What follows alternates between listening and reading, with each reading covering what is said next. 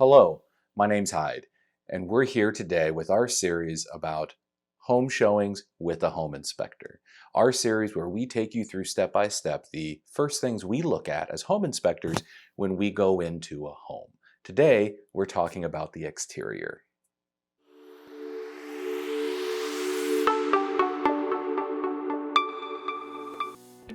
So you've pulled up to the front of your hopefully brand new home.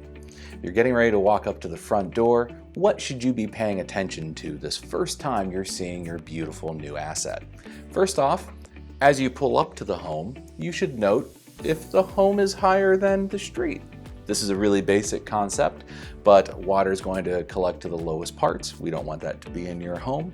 So if you're at street level and you can see the front door, or worse yet, looking down at the front door, it's a pretty early indication that water is going to be flowing towards the home. As you make sure that home site is above grade and above street level, which it should be, then you can walk up to the front door and take a look at your new home. Now, as you're walking up there, we want to note the type of siding material. Do we have a type that may contain asbestos, may not? It's a good thing to know.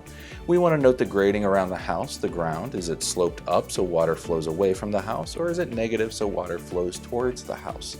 A negative grade can be an early indication of a structural issue, which we'll talk to you about how to find later on. So on the outside, we have our new home. We're coming up to it. We look at the grade. We look at where the house is positioned. We're also going to look at the rooftop and the rooftop covering. Before you pull up to that home, you should know what year it was built. Is this a relatively new home or an older home? If this is a home that is 15 years old, 20 years old, what type of roof covering does it have on it? And does that roof covering look like it's original to the home, or if it's been replaced? If it's a 3-tab shingle like this one, then it may be original to the home, and this type of shingle only has a 20-year service life.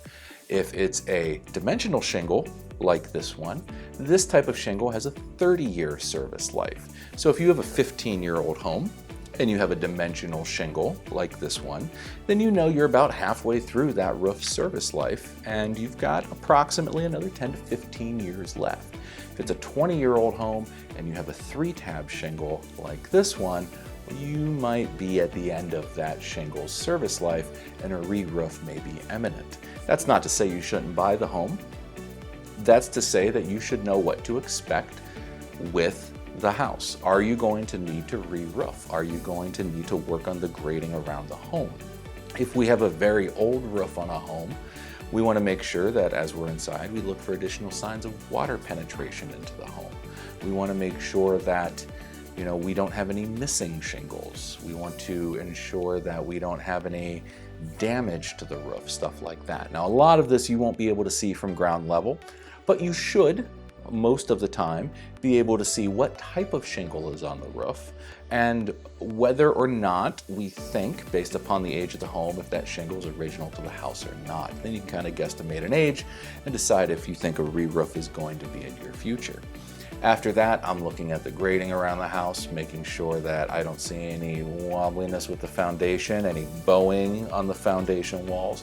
I'm looking at the siding to see what type of siding we have, if it could be a type that could be more problematic than something else. I'm also looking kind of at our gutter line. Do we have anything growing out of the gutters? Do we have trees nearby the site? Things like that. These are all pretty quick observations to make, but ones that can be important in the future. A lot of this, when we come on site to do a full home inspection, we will go much deeper into these areas and make much more educated judgment calls on the condition of these systems. But before you put in that offer, before you sign, and before you decide to hire someone to come out, you should have an educated guess, an educated, somewhat kind of idea of what condition the exterior of the house is in. After that, go inside and we'll address that in the next video, what to look for inside. So thank you for your time, happy home ownership, and I can't wait to see your new house.